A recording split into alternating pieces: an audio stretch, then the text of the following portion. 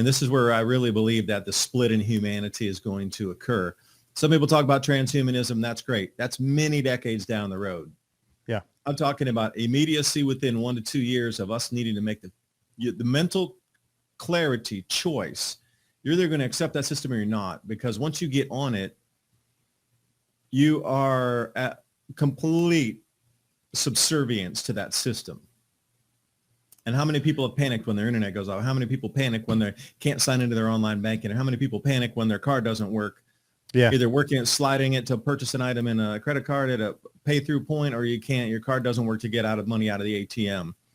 Okay, that can be turned off in a moment's notice in an instant, just because you say the wrong thing. This conversation very well what might have all three of us and our our access to that system cut off because we spoke ill of the overseers.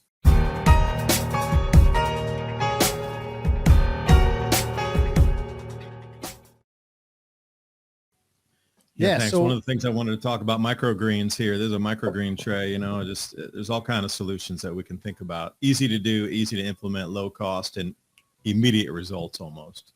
Right.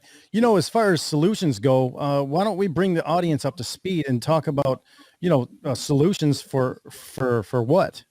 I know in this, we're always talking about solutions as far as creating our own parallel economies. Is this part of what that can do? It is. You have to think about the crop losses right now and the enormous amount of vegetable price increases because of the floods in California, the mesospheric ice cloud debacle happening, the Hunga Tonga eruption had the largest eject of water vapor in the last 200 years, at least since the Tambora eruption. And what's that doing? Well, it's bending atmospheric patterns in the southern hemisphere. There's going to be a lot of crop losses there. Not so much yield. And then what we have going on with Russia and the Ukraine, and then the droughts in the United States. These food prices are going to keep going up and up, and they're going to keep feeding excuse after excuse, narrative after narrative. Yeah. You're going to have to get off that treadmill and start getting more autonomous with your own food growing.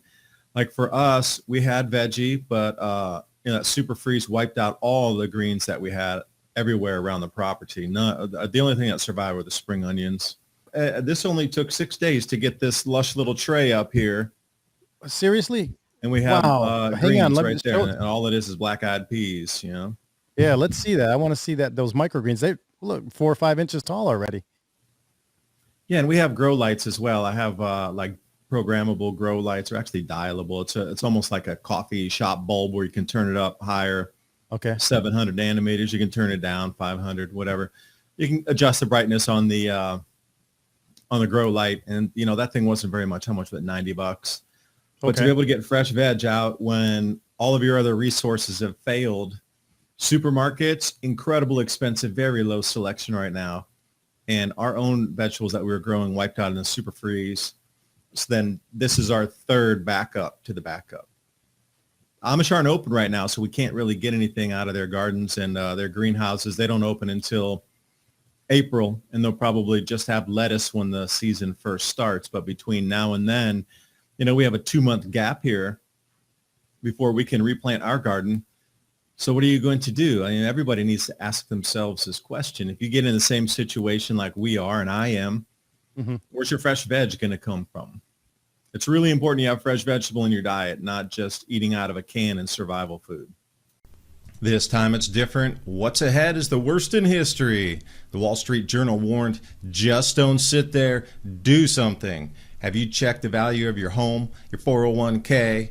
Many Americans are too afraid to look at their 401k and their IRA account statements. But you've seen the price of eggs and groceries and interest rates and credit cards all increasing. Meanwhile, China, Russia, Saudi Arabia are moving away from the US dollar, discussing the petro yuan.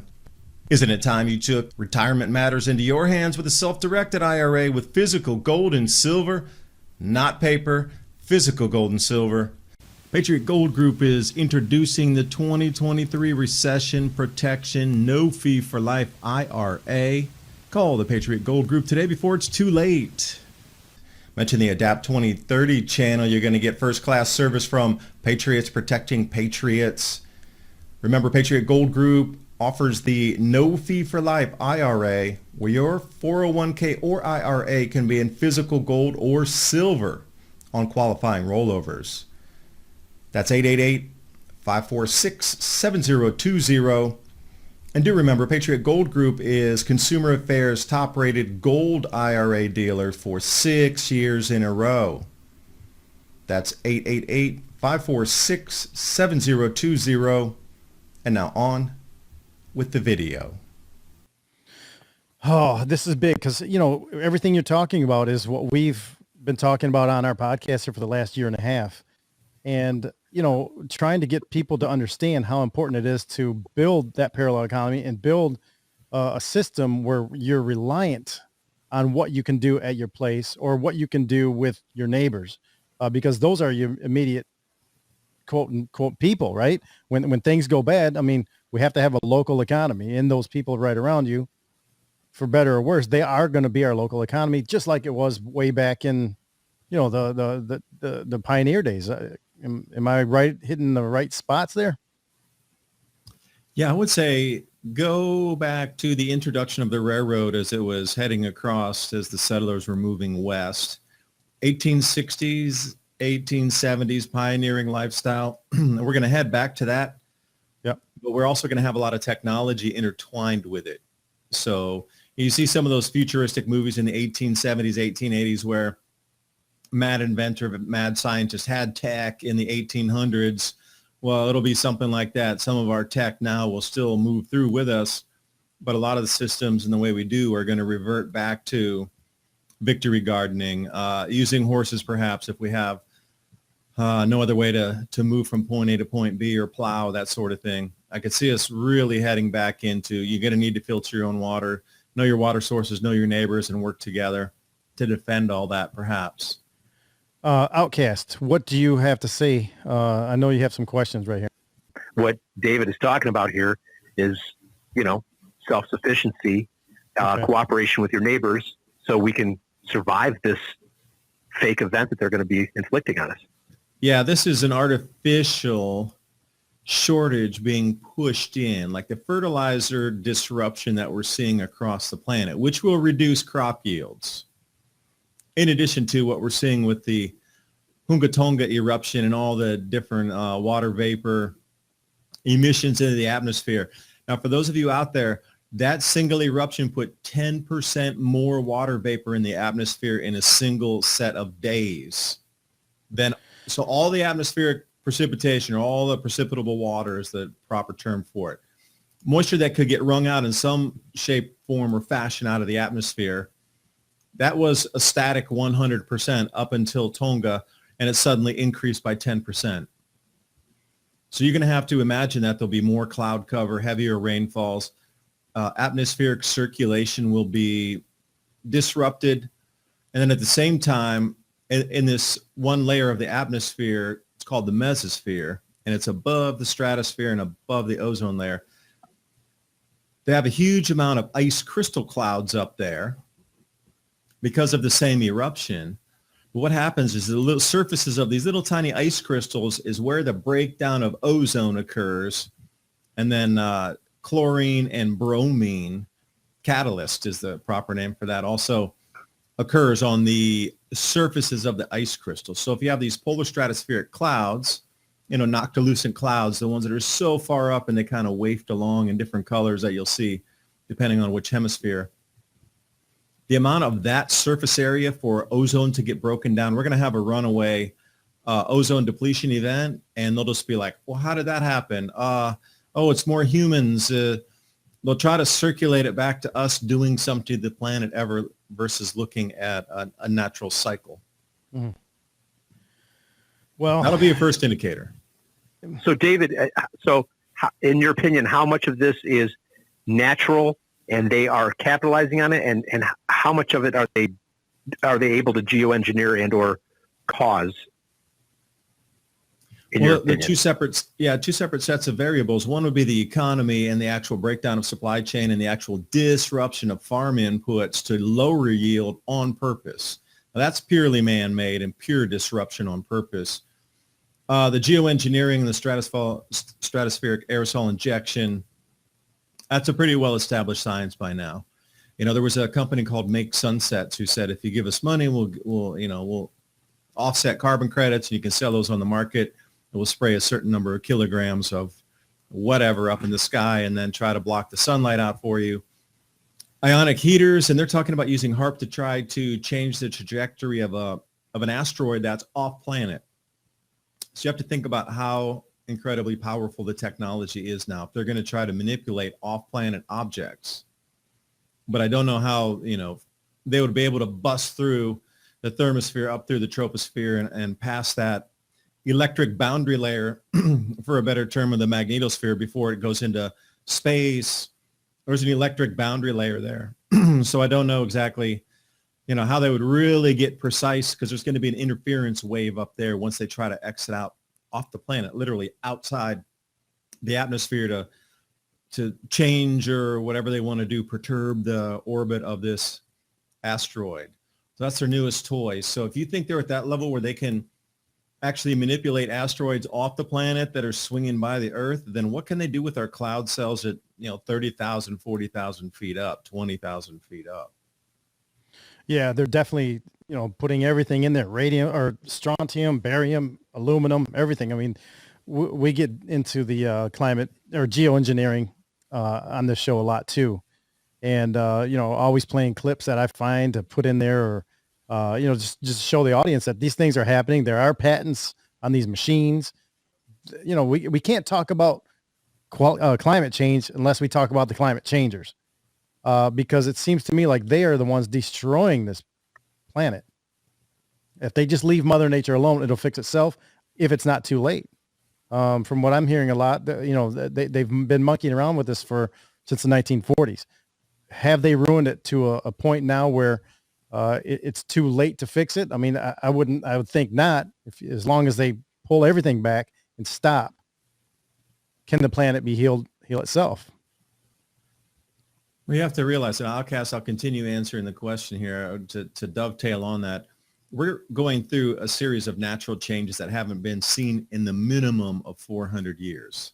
If you look at NASA and the Space Agency, European Space Agency, they all conclude that in solar cycle 26, we're coming into the lowest solar activity for 2 full solar cycles. That's about, 22 years of extreme low solar activity with almost no sunspots. Last time that occurred was in the Maunder minimum. It started in 1640 and it ran to approximately 1670. That was referred to as a mini ice age, correct? Yes, that's right. Yeah. Yeah. Is that also when the river Thames froze solid for, over in London? That river froze. The ice fairs, and that wasn't London. That was a famous example, but it got so bad in what was that, Finland and that area, and more northerly Norway, when the sea ice came in and it kept blocking off the resupply. They would go back, and some of these towns had emptied out 90% after that 30 years. They went back. Population was only 10% of prior to what it was in, say, 1620. Wow. It was a massive population pusher anyway. There's a fingerprint for this thing. It's population migration, economic collapse, and then government restructuring, because the way that the farm called Earth is being overseen right now, that farm stewardship needs to change. They'll change management techniques in that, because hungry, starving people, you need to do a little bit different. But you notice every one of these cycles that comes out, the cycle of governance also changes with that, because there's a vibratory frequency, either downstepping or upstepping with that. So currently we're going to be rising in the vibration. So every day, every week, every month, the frequency, the vibrational, how fast it's moving in vibration and frequency is increasing. Right. So something that was evolved for, suppression or overseership of humanity in the 1600s when we were in the dark iron, sure isn't going to work when we're getting into more of an air state or an electrified fastness, quickness. That will have to change also the way that the planet is ruled, if you will. Well, that's where our chance to take that power back is right then. Yeah, it's, so Davos just got, just finished up wrapping up their, the World Economic Forum meeting at Davos. Those are the people you're referring to, correct? You didn't go? Oh, come on. I thought you would have gone. They didn't send me an invite. So But yeah, that's remember that was a conspiracy theory that never happened. Those people weren't they don't do that. That we were fighting that battle forever. Now everybody understands these things are happening, and they've been going on for decades. Okay, so now they're just so far out in the open with this stuff. What is your suggestion as far as you just said there? We can we have a chance to take over. I would love that. Yeah. Like everything that has been talked about that people see into the future, a little bit of control mechanisms, weaponizing systems for the detriment of society. Once you start talking about that, it's a conspiracy. But then once it's actually in play and you can't take it out of play without a large amount of destruction at that point, then you're allowed to talk about it. It's not conspiracy anymore. Mm-hmm. And the simplest way is to just say no in the system. And that's going to be a very difficult thing moving forward, especially when the economy collapses and they roll out the digital rationing card along with your universal basic income or your digital Fed dollar or central bank digital currencies. Those are going to come out in unison, where the digitized availability to go into a supermarket and buy food and then the means to actually purchase that food that the supermarket accepts will be intertwined into one. You're going to have to make that choice whether you get on that system or you don't. And this is where I really believe that the split in humanity is going to occur. Some people talk about transhumanism. That's great. That's many decades down the road. Yeah. I'm talking about immediacy within 1 to 2 years of us needing to make the mental clarity choice. You're either going to accept that system or you're not, because once you get on it, you are at complete subservience to that system. And how many people have panicked when their internet goes off? How many people panic when they can't sign into their online banking? And how many people panic when their card doesn't work? Yeah. Either sliding it to purchase an item in a credit card at a pay through point, or you can't, your card doesn't work to get money out of the ATM. Okay, that can be turned off in a moment's notice in an instant, just because you say the wrong thing. This conversation very well might have all three of us and our our access to that system cut off because we spoke ill of the overseers for this time. But they really hang out and are relegated to a denser kind of energy medium, where I think they're struggling to continue to maintain control, because this is the whole thing I've noticed. The awareness is rising for most people. They just feel it instinctively in the air, like there's just something that's not right. Something's changing. And, people are starting to get into that a little bit, to try to delve into it, to figure it out. And whoosh, here comes the next big global event to put fear in people's minds and control them. And then that, vibration, you can just explain it away as fear. But maybe it's more of awakening, but it's an interference wave that's put out there on purpose for the masses who are awakening. Yeah, and definitely there's, we always talk about there's a great awakening and we have the great reset, and which one is going to, win out. God willing, it's going to be us with the awakening. That's all it's going to take. Outcast, I know you're going to have something to jump in here. Yeah. So, I'm kind of being redundant for our regular listeners, but the way I like to word it is the overseers, I believe they have the ability to read every algorithm of every opinion. Not only is their phone listening to us, but they can see our memes and our text to each other. They can read what's going on online. So they realize that people are waking up at an exponential rate. So then they take their very slow as molasses plans of the past and they put it into hyperdrive, which causes more people to wake up. So what we're living through is this race to see if they can put the shackles on us, or if humanity wakes up in time. And I think that everything, I sense that everything's in play. Another thing I want to kind of comment on too, that David was kind of touching on for me, I'm in sales. And I talk to people of all walks of life at all ages, every day, all week long. And you're right, everybody senses something's off. It's interesting because it's a great springboard for me to red pill them. But when I do this, I'm finding it's getting easier to present information. But it is downright scary to people who are just catching on just now. It's kind of like they've chosen to, or maybe not, maybe it wasn't a choice, but they've had their head in the sand. Now they can't ignore it. Like, I even find this geoengineering conversation easier to red people with than, let's say, other topics that we've seen in the media, because they can see it. Regular people who normally are not paying attention know that this is not normal weather. Yeah, I have noticed that. I'm like, whatever happened to the big fluffy clouds when we were kids in the blue sky? I'm like, yeah, that's a good point. So these people are kind of scared to wake up, but they realize they don't have a choice. It's very interesting. People they're ready. They're kind of waking up, but they're also terrified to figure out how behind they are the eight ball of learning. I don't know if that jives with anything you were thinking, David, but I just want to throw that in the mix. Well, if you fast forward down the timeline here, 200-300 years, the vibration frequency would be so high that they would actually probably visibly disappear out of your visual spectrum. That's the whole thing about these vibratory energies on wheels of cycles here, the Kali Yuga, the Dwapara Yuga. The Indian Vedas had mapped that out pretty cleanly. Mayans and a fair few others back in the past had shown energetically where we go through as our solar system transits around through the spiral arm of the galaxy. These are known points of energetic change for the world and humanity. The sun behaves differently. Our magnetic field behaves differently. The brains, since they're magnetic hemispheres in your head there, will interpret information in the world around you differently. And as much as they want to stop this, it is not going to stop. It is going to continue to be that race where they'll pull ahead, they'll pull ahead, pull ahead, pull ahead. So what is this immediacy of getting us off old systems? And you go back to the 1600s and you think how the world was ruled. It was ruled by the church and the most barbaric acts that you could do toward other humans: sacrifice, kill, maim, enslave, burn, pillage, and then subjugate. And that was pretty much the way it was done. They can't do that any longer. The vibration frequency is literally rising to the point that manifestation of a world at that time literally can't hold state where we sit today in the vibration field around us.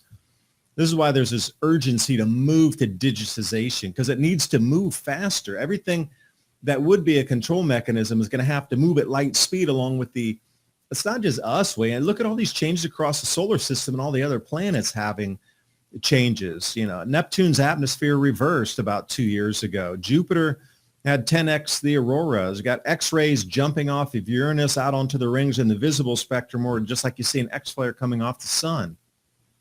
Jupiter, about a year ago, had the minerals in the crust start emanating with auras coming out. Mars doesn't have a magnetic field like we have North Pole, South Pole. So the interaction there was coming directly out of the minerals in the crust, causing aurora to glow out of the sun, in different wherever huge mineral veins are in Mars crust. And we're right in this whole. We're closer to the sun than most of the other planets, so obviously we're going to have a greater effect. And then you start to have to think about toroid looping fields and torsion physics and how things are spinning, and how looping fields of magnetism can increase in effect or decrease in effect. And it is a race against the clock for what you consider the global parasites to try to implement and have these systems in play, like literally 1 second ahead of you, to keep that fastness and quickening transition in their ball court.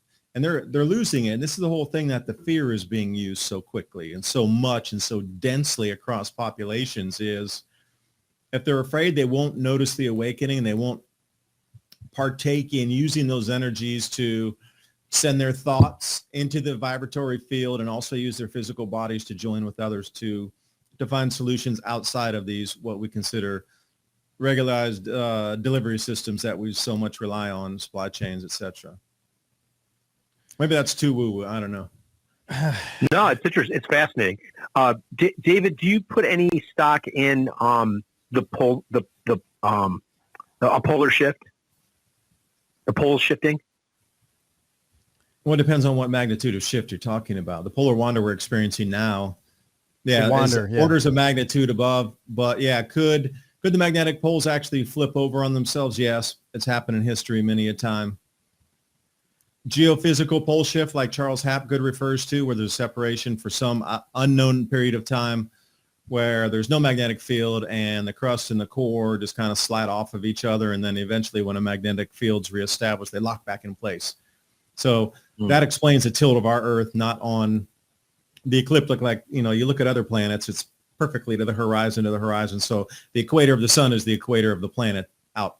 Now, there's many of those. Ours is not. Neptune is not. And Venus go in the opposite direction. Yeah, I mean, there's a few anomalies in the solar system, but what caused ours to tilt off like that? According to the ancient stories, it tilts around and then it'll eventually flip back straight up again. But yeah, these things are absolute. Are you referring to Douglas Vogt's work where he's talking about the micronova in 2047, I believe? I'm sorry, not my expertise, but I had an older brother who passed away, and he was utterly fascinated with all things celestial, and he was telling me that was a possibility that we were looking at, and that very few people would survive that type of event. Is that what you understand as well? Yeah, the world population would probably shrink down to about 10 million people. Okay. You have to think, it's happened many times before. So the reason that you're here and we're having this conversation is those 10 million have brought the world back up to population. It crashed again. They brought it back up. It crashed again. We go through these routine expansions to what we see now, 8 billion people. If it crashed down to 1 billion and you look back over 1,000-year time frame, that would barely be registerable on the entire time frame of things. And who knows what the history would be anyway. But it does seem humans are quite resilient. There's always going to be pockets across the planet. You're just going to be at the right place at the right time, and there'll be a safety spot somewhere. Interesting. If it were to happen, it would be a terrifying event, and it would change the psyche of humanity. It would take us back to, you would be a hunter-gatherer again, a hunter-gatherer society. Now, there's many a story of more technologically advanced, advanced civilizations that were from the ancient times that would come back and rescue us. And everywhere you look across history, when there is one of these events where, it gets down to a few million people left or a few million breeding pairs of humans left on the planet, or some celestial outside intervention or guidance that teaches things like math and agriculture and this sort of thing, and it starts over again. It's almost like a clock alarm built into the celestial mechanics for a reset on the planet here. So when they say great reset, and I look at all of these things happening from this grand solar minimum inbound affecting crop production, once in a 200-year eruption, now definitely affecting southern hemisphere crop production, the changes of vibration and frequency and the urgency to get us on to new systems. It does seem that the elite parasites understand the cycle. They're riding on top of the natural cycle. They knew the inbound start date would be approximately, the beginning of the talk of global warming, because these changes would have a visible effect that eventually everybody would see. Now look at it. They just keep pointing. Every time there's a massive event that can be explained electromagnetically, they point to global warming as the excuse, so nobody will, it's global warming. Right. Every time, 100% of the time, everything is global warming. Any event that you could see, they're even talking about El Nino La Nina being influenced by CO2. And I'm like, wait, well, that's a pressure difference caused by the sun that changes the pressure flow between off of Tahiti and over out to South America. Like, that has nothing to do with CO2. Right. But this whole thing switching into an El Nino year, they're going to be blaming it on, it's getting hotter, it's CO2. No, it's a cycle from the sun that dictates the pressure difference and how winds move across the Pacific Ocean. Right. And see, that's what gets me so worked up about all this climate change nonsense. Like you said, I've also heard the same thing where they like to, they know the cycles that are coming. And that's when they like to work their, regime tactics or whatever you want to call it. So they can sort of time those up just as a time for today. And then they gaslight the hell out of us, talking about, everything, like you said, everything being climate change, global warming, cooling, whatever it is. What happened to acid rain? Where'd all that stuff go? Did people forget about, what's his name? Maurice Strong, right? Remember, he's the one that with the Club of Rome and all that. But they never want to, of course, they're not going to tell us the truth about it. And they're always going to downplay anything that we bring up about this stuff. So the gaslighting continues. What do you suggest that people can, other than listen to alternative medias like this? Well, and those are the people of like mind that gravitate toward each other. And, if you believe in those kind of philosophies, that similar vibration attracts similar vibration. And, if you believe thought creates reality and you're able to put out into the field around you of wanting to get through this without certain systems, wanting to make this planet a better place to live, wanting to live more in harmony with what the creator had put on this planet versus this electronic soup that we're not supposed to be in. Yeah. These kind of like vibrations really find each other. That's why there's really cool backpack spots. Like, and I backpacked a lot when I was younger, 90s, 2000 stuff. But wherever you would turn up to a really cool spot, really cool village or whatever, cool town, well, it's the same kind of like-minded people that for some reason all had congregated in the same place together. It's that same pulling, if you will, of magnetic effects. And if I could make one super wild call here, we're going to have catastrophic ozone collapse here, and they're not going to be able to explain why, except they'll blame humans again. The mesosphere ice cloud crystallization, it is going to be a runaway loss of ozone, and you'll start to hear about August, and it'll be so unexplainable, so vast, so gargantuan of a collapse that there really be no explanation for it at all, how quickly it collapsed back down into far exceeding anything that, what is in the year 2000. It'll eclipse the low or the largest and the widest or the least amount of ozone in the atmosphere in the year 2000.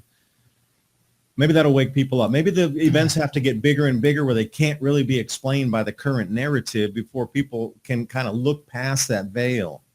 But delivering information to them, and like I said, a lot of people are willing to wake up now, are really much more willing to accept different ideas as to why the world it is today. Because if you look at the world, it's just a normal, same, common sense human being, and you look at the world today, you go, there's a huge problem. Something is very wrong. This is an insane planet. How did it get here?